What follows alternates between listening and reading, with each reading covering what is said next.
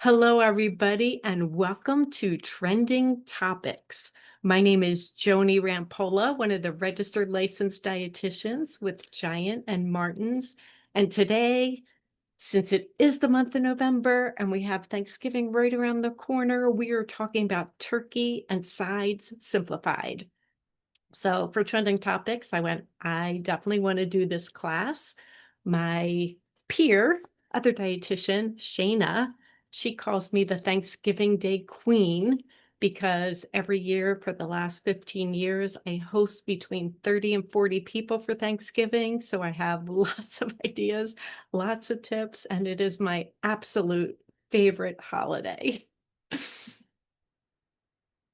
All right. So Thanksgiving doesn't have to mean exhaustion or overspending, no matter how many people um, you feed. So I am launching a poll, and these are all traditional items for Thanksgiving. But what is the one dish that has to be on your Thanksgiving Day table? And everybody has something different. And I just thought this was funny because I learned my son's favorite. I think it was 2 years ago when somebody said to me, I always make like this traditional meal. And somebody said, oh, can I bring a green bean casserole? So instead of my traditional green beans, I went, sure, bring your green bean casserole. And my son's like, Mom, you're getting rid of my favorite dish, your green beans with almonds. Never knew that was a favorite dish. So turkey is what most people say. Oh, dressing is a close second. Wow. Interesting. There is 8 or 9 people that said green beans. Yay, you. And pumpkin pie. So I'm going to end the poll now, but turkey is definitely the winner.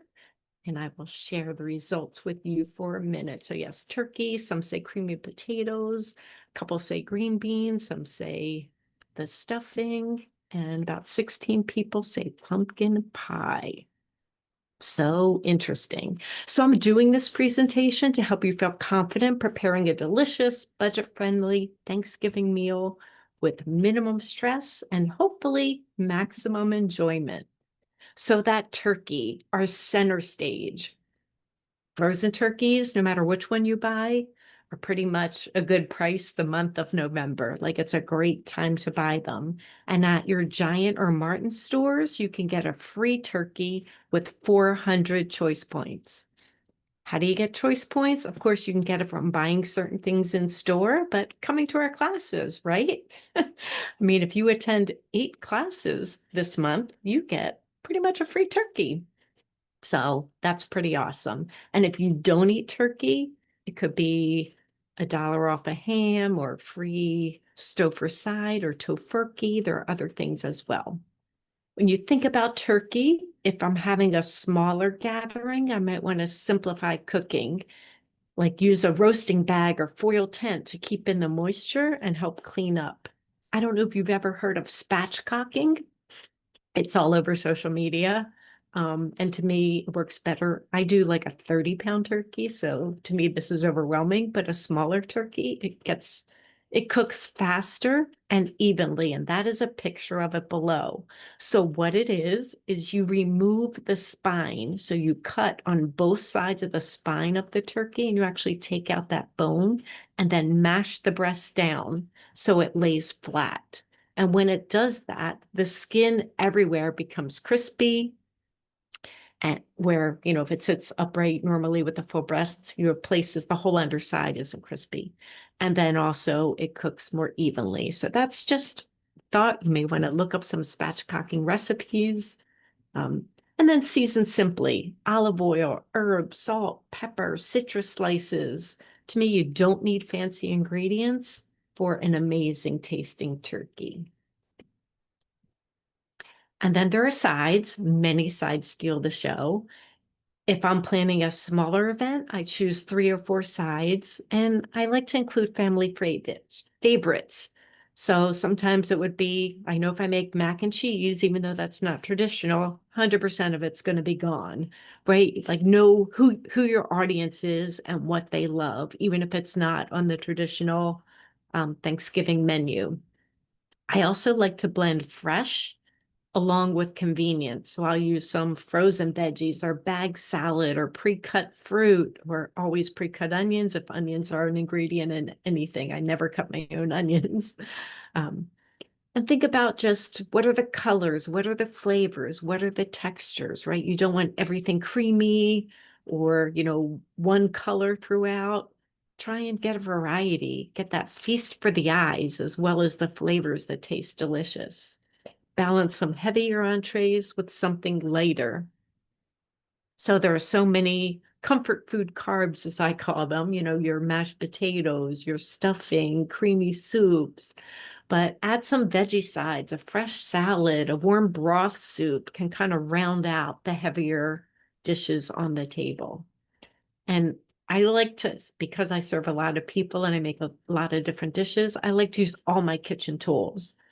Timing is important to get everything to come out at one time. So if I know my turkey's going to be in the oven for hours, how do I plan all my other sides getting done? A lot of it I'll do ahead of time, but can I use the stovetop or a slow cooker or a toaster oven or an air fryer? What other methods can I use if my oven is occupied? So think about your space and what you can do. All right. Here are my 5 turkey tips for someone that's cooked lots of turkeys. You gotta thaw it properly, right? Even if it feels squishy on the outside, if the center is still frozen, it's not going to cook evenly. It's going to take too long to cook. So recommended is 24 hours for every 4 to 5 pounds of turkey, and you're thawing it in your refrigerator. So that's days, right? It's days that is thawing. So you have to plan to buy your turkey early, especially the larger ones. How much to purchase? Typically 1 pound of turkey per person works, up to 2 pounds, depending on who your audience is. Or I always do 2 pounds because I love leftovers. And my kids love leftovers. So I plan to have a little bit of leftovers, so I do it that way, but 1 pound usually works for people. A lot of people do a wet brine, which can be very delicious, and does add moisture to the turkey, but wet brine adds sodium and sugar to the turkey as well. So one year I tried a wet brine and I didn't want to use sugar, so I used apple cider as my sweetener, and that actually came out good. But I find dry brine I like much more. So you do what works for you, but dry brine, I use 3/4 of a teaspoon of kosher salt and 1/4 of a teaspoon of baking powder per pound of turkey. The baking powder is used because it makes the skin really nice and crisp up. And then whatever your favorite herbs or spices. So I use some poultry seasoning and some rotisserie chicken seasoning on top of that. But you add whatever herb spices you like. And then I like to fill the cavity with what I call aromatics. So it could be an onion and garlic, some fresh herbs. My grandfather used to do, which I still do most of the time, a whole apple cut up, a whole orange cut up, and stick with the skin on and everything. Just stick that in the cavity, and it adds moisture and sweetness to the turkey meat and comes out really, really good. Then put all the herbs and spices on top of the turkey. A little bit of olive oil and then all the herbs and spices, maybe some, you know, orange slices on the top as well. And it gives the turkey just a really awesome flavor. So main tips, thawing it properly, but then also before you carve it, your turkey's got to sit. It has to sit to let all those juices redistribute. If you cut it right when it gets out of the oven, you're going to lose all the juice and then have a drier turkey. So that is my best turkey tips. Food safety. So when thawing the turkey, just things to think about. Where do you place in the refrigerator? On the top shelf or on the bottom? Always, always, always on the bottom. You don't want other food underneath your turkey because if it drips, any raw poultry is considered contaminated, right? So you don't want it dripping on other items. Should you wash a turkey prior to cooking?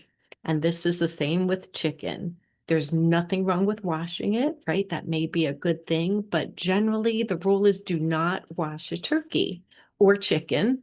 And that is because when you do, little splashes of water hit the bird and fly onto other things, fly on a dish that's sitting nearby, fly onto a vegetable. And that again can lead to contamination. So don't wash a bird.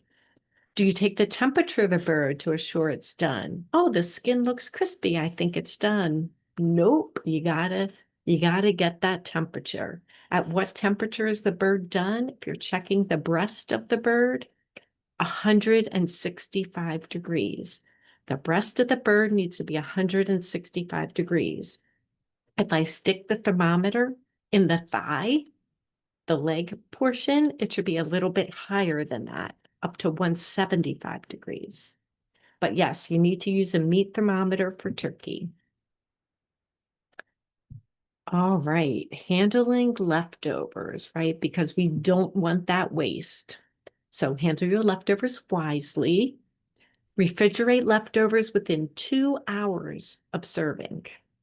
Use within 3 to 4 days your leftovers, or pops them in the freezer. I like to pre-portion and pop it in the freezer, and depending on what kind of container it's in, it can last 2 to 6 months frozen. And then you could take it out, repurpose it in your sandwiches or wraps, in your soup. I always make a soup because I love just cooking the bones down. I'll do that the day after, cook the bones down, make a soup, or stick the turkey meat in stir fries or grain bowls. And to me, cooking once and having several meals or eating twice is like a favorite trick. All right, let's talk about individual ingredients. Sweet potatoes, going to give you some simple prep ideas, right? They're naturally sweet, they're rich in fiber, they have some vitamin A in them, which is awesome, good source there. So you want to roast them. You can slice or cube them, toss with olive oil, cinnamon, drizzle of maple syrup. Delicious. You can mash them. You boil the potatoes, mash them, a little bit of orange juice, a little bit of butter, nutmeg. Delicious. I often use muffin tins, depending on my crowd. Spoon the mashed potato into muffin tins, top with a toasted pecan or one even mini marshmallow, right? It's not that marshmallow goop. Get a little portion control twist. And then I do have some recipes in here that are just ideas for you. So I wanted to find guiding star rated recipes for some of the different common items. So here is one for a brown sugar sweet potato that does have butter, sugar, pumpkin pie spice, which gives it awesome sweet flavor, and the walnuts. So the link is over there too. If I'm using regular potatoes, people love them on their table because they're creamy, they're comforting, they're adaptable to almost any flavor. You can do your classic mashed, boil them, mash them, a bit of milk. And instead of butter, I like to use olive oil or even Greek yogurt. It gives them the same thick consistency, but a little bit less saturated fat. You can roast potatoes instead of mashing them. Cut them, toss them with olive oil, add your seasoning, roast at like 425 until they're golden. If you hate peeling potatoes, you can use those little baby potatoes, like the red potatoes. You can still make mashed potatoes, and there's no peeling needed. And then here's two guiding stars. So for those, just to clarify with guiding star, if it earns 1 star, it's good nutrition value. 2 stars, better nutrition value. 3 stars, best nutrition value. And many of the recipes on our Savory website, where these are all from, do earn guiding stars. So this is a smashed red potato with buttermilk and olive oil. Got that garlic and chive flavor going on, and it earns 2 guiding stars. So just another idea for you to think about. Green beans, another simple prep idea. They're light, they're fresh, they're good counterbalance to heavy dishes. You can steam them. my favorite way to eat them after they're cooked, whether they're roasted or steamed or in a skillet, any way you cook them. I do a little lemon zest and some toasted almonds, and they seem to be well liked at my household gathering. But you can roast them on a sheet pan, toss with olive oil, garlic, salt, or you can just do them in a skillet, olive oil, shallots, however you like to season them. And then here's a recipe for those that like green bean casserole with that um, cream of mushroom soup. So this is a recipe, but it earns a guiding star, where most of the green bean casserole recipes would not earn a guiding star. So here is one that does. You could see the ingredients. It's green beans, baby bella mushrooms, garlic, that fat-free cream of mushroom soup, some reduced fat milk, Parmesan cheese, breadcrumbs. So just ideas that maybe you want to try for this holiday season. Corn is another one. I feel like corn is one of those kid-friendly vegetables. It's kind of nostalgic. It adds a little sweetness. My husband's favorite thing is he likes plain corn, so we always just kind of do plain corn, and he puts it in his mashed potatoes. Gotta have corn in mashed potatoes. I don't get it. I think it's weird, but it's his favorite thing. So corn is always plain in my house. So I didn't do a corn recipe, but some people do um, like a cream corn or corn and other vegetables, but you can cook it in a skillet, whether it's frozen or canned. You can roast corn. Most people don't roast corn that I'm aware of, but it is a good way to do it. It add that smoky paprika, some lime juice, makes it good. Get a little char to your corn. You can just microwave in the bag like this. And then when you take it out of the bag, add your topping like garlic powder or Parmesan cheese. So corn is a great addition to the table, especially if you're like my husband and you got to mix it in the mashed potatoes. And then other popular vegetables are carrots and Brussels sprouts. Carrots, honey roasted tends to be a favorite. You can toss baby carrots with olive oil and honey, roast at 400 degrees till caramelized. Give it a little savory twist with cumin and feta on top. Or you can use your skillet with a splash of orange juice and thyme. Brussels sprouts is one of my Thanksgiving Day favorites. I have them, toss them with olive oil. Salt is one, and to me, Brussels sprouts just need salt. It just makes their flavor so much better.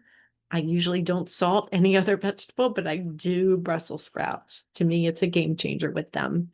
And you roast them until they're crispy.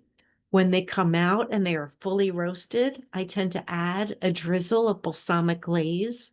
So you could buy balsamic glaze in the store already made in a bottle, or you can make it yourself, which is balsamic vinegar with a little bit of sugar added to it.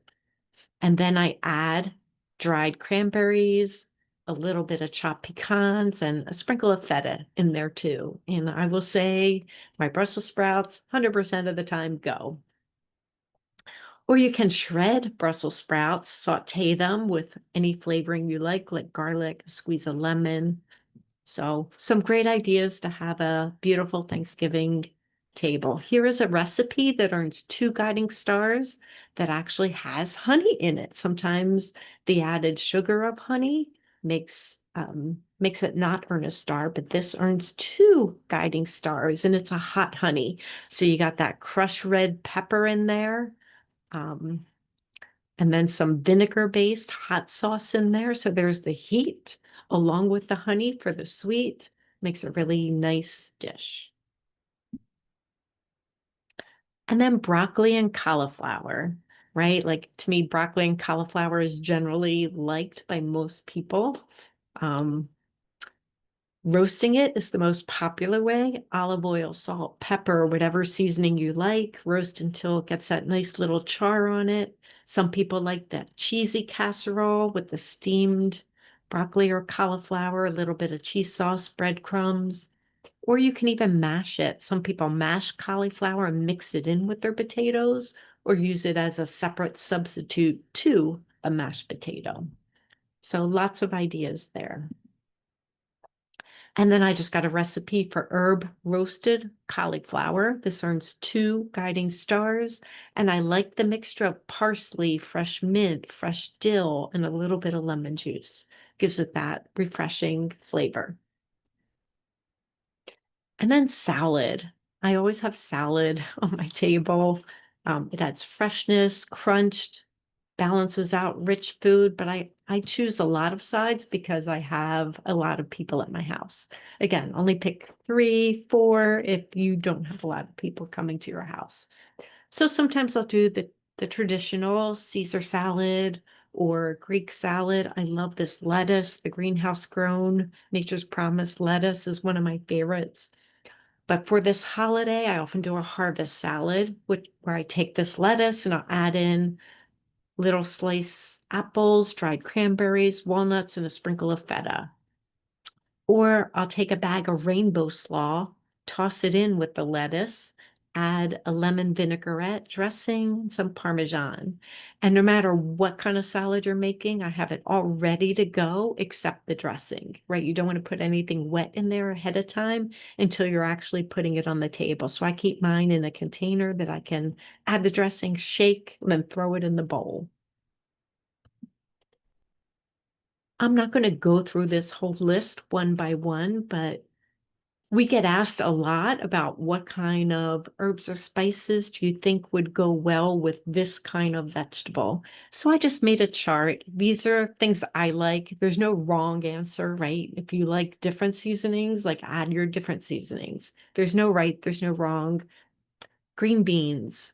If you go over to the right side, roast with olive oil, sprinkle with lemon zest before serving. That's one of my favorite. I also add almonds to it, but just that, plain straight up green bean. If it's carrots, roast with olive oil, sprinkle with cinnamon, even a little bit of honey, as we just saw, right? You could do lots of things different ways. Sweet potatoes, one of my favorite things with sweet potatoes, probably not for Thanksgiving, but in general, I take vanilla Greek yogurt, add a little pumpkin pie spice seasoning to it, mix it up and mix that in my sweet potato. And that just it tastes like pumpkin pie. It's so good. But these were just to give you some ideas of what to do. Mashed potatoes, again, I tried to use herbs or spices that are common around the Thanksgiving holiday, sage and nutmeg and cinnamon and thyme and parsley and garlic. I love lemon zest or even orange zest in some things, but try to pick some of the common vegetables. But you do you. These are just to give you some ideas, and you will get the PDF of this presentation to have these. And then these are just some tips that I have in general. So if I'm roasting potatoes and green beans and broccoli, I stick them all on a sheet pan. I usually do it the day before. The day before Thanksgiving, I roast everything, so I don't need that in the oven. And then I refrigerate them once they're cooled, put them in the refrigerator so that the day of, I'm just warming them. So I can warm them in the toaster oven, in the microwave, in a skillet, whatever I seem to have available way to keep them warm. But I try and make it simple and roast them all together. I have an olive oil spray for roasting. It just adds a light olive oil portion, not a heavy dump, and helps. You need that spray to keep your seasoning to stick. And then frozen and canned count. Don't rule them out, right? Sometimes frozen vegetables or canned vegetables just makes your dish a little bit easier. And then add herbs and spices for that holiday aroma, makes the house smell really amazing. Fresh herbs and those warming spices also help you cut down on salt, sugar, fat, while adding that depth and aroma that make vegetables feel gourmet with very little effort. And I love leftovers. I sometimes plan for them. So reinvent your leftovers. What can you do with that extra turkey or extra whatever you have? So I am famous for the day after Thanksgiving, my breakfast hash. And I literally put whatever I have left. It could be turkey, potatoes, stuffing, cranberry sauce, whatever is left. I throw it in a skillet and then I crack my eggs, beat them, and put the eggs on top and call it breakfast hash. Mix it all up. Everybody loves it. Breakfast hash at my house the day after Thanksgiving. I have a lot of out-of-town relatives, and that's what we do. Just something fun. Stuffing a sweet potato, I love that too. Like the turkey, the broccoli, put a little cheese on top, whatever. If you have gravy left over, cranberry sauce, you could throw it all in on top of a sweet potato. Anything left over that you want to keep for a future time, portion it, stick in the freezer. And I think of leftovers as tomorrow's time saver for sure. You want to stay connected to our team. So we have Feature Friday tomorrow at 12. Jenna's talking about grapes from California. On Monday, you get me again, Flyer to Fork, and I'm doing something really fun. And then Tuesday, Produce Spotlight at 12, butternut squash with Shayna. The best ingredient in any Thanksgiving meal is gratitude. I love to be thankful for the food, thankful for the people that share it with me, and thankful for those lives I touch. So thank you, everybody. Take care. If you want to stay on, I will answer your questions that were placed in Q&A. Thank you so much for being here with me. Very much appreciate it, and take care.